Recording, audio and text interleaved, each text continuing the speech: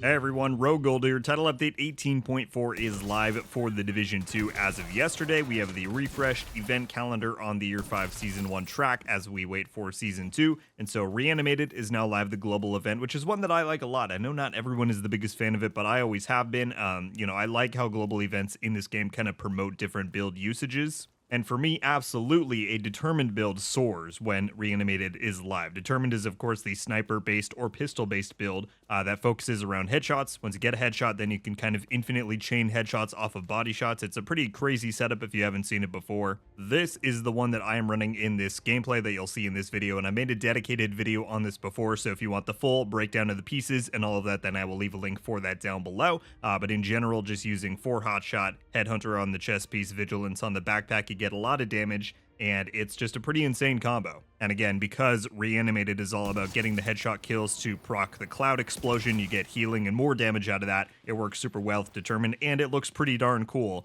to run through a control point and just have these green clouds blasting across your screen. It's pretty awesome. So I just want to run some of this gameplay and just chat about some general game topics. If you missed my previous coverage, the quick breakdown of what is happening with the game right now is that while Season 2 was originally planned to go live in about 4-ish weeks and we were going to get a PTS pretty imminently, it has been pushed back to October. So currently we have Reanimated live, which is lasting 2 weeks starting yesterday, and then after that SHD Exposed will begin for 2 weeks, and then finally we will get 2 weeks worth of Golden Bullet, and that is currently set to end on October 3rd. So I think it is a pretty safe bet to say that Season 2 will begin on either October 3rd or the 10th, and that we will, of course, have the PTS coming before then. That was confirmed. So in general, there are a lot of people who are pretty bummed right now about the delay to the new season, which is totally understandable, and I'm in the same boat. I'm very anxious to get my hands on some of this new content. At the end of the day, though, I think Season 2 will still be a pretty big hit upon arrival. The silver lining of the delay is that it gets to miss some of the super packed games window. I mean, October is still going to be, so it's impossible to miss all of it, but Starfield drops pretty soon here. That's definitely going to be a huge draw. I'm excited to play that. Either way, we're still going to get it pretty soon here. I have a very good feeling that the incursion is going to be fire, no pun intended. Hopefully we get some great new gear to play around with and things to chase after, depending on what kind of rewards they put behind the incursion. And, I've just been thinking about the delays in general since that announcement last week where, Season 2 is now dropping in October. It's going to be then 4 months to Season 3 and then additional 4 months to the DLC next year. Delays aren't really the problem for me, right? They never are. Because if it takes more time to ensure quality for something, then that should be taken. We see all too often how many games get pushed out the door when they're clearly not ready, and then things go awry, and the player experience is negatively affected. But what does begin to bother me is the lack of communication that occurs in the stead of these delays, right? In the announcement article, they talked about how these technical improvements for the game are going to be targeted in these 4-month windows to kind of go alongside seasonal content, right? Well, that's great. I hope the game improves, but we have no idea what that means. So they should be dropping articles talking about, even if it's not stuff that's fully achieved yet in-game, just talk about what they're targeting. I know that's not always, in a developer point of view, the safest strategy because you don't want to promise on stuff that ends up not being feasible, but we just need to have some sort of understanding of what is being strived for.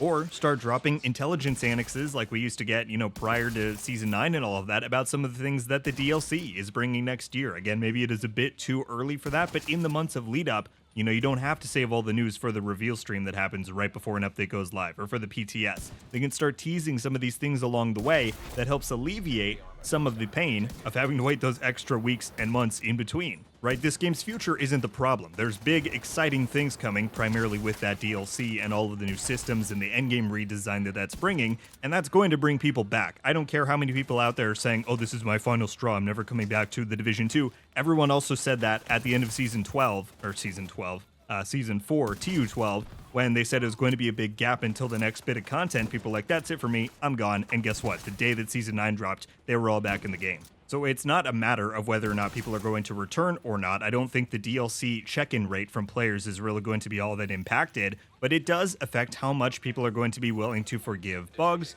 or just the general level of grace they're willing to give to the development team upon the release of this new content. So like I said, the future of the game is not the problem, in my eye. It's what's being sacrificed in the now to get there. I think myself and a lot of players want to be extremely excited for what's coming, and we are to a degree, But if we're just strung along the way for weeks and months with no real picture of what's being worked on or what's coming, then it's harder to get excited, right? So I don't know, those are just my general thoughts. Of course, you all know that I am a diehard Division fan. I am still mega excited for this DLC. Like, there's no getting around that. I think it's going to change the game in a lot of positive ways, deliver a lot of awesome new content, and there's very little they could do to make me not excited for that since we know it's coming next year. But in the meantime, for now, we have these global events around to keep us busy. Season 2 is on the way and still just a few weeks' time, probably 6 or 7 weeks out. So, good stuff is on the horizon. I just hope the road to get there is a bit more clearer than we've maybe seen in the past. If you enjoyed the video, consider clicking that subscribe button to stay up to date with all the latest on the Division 2. Check out our Discord server link down below if you want official updates on news posts and server statuses by the developers.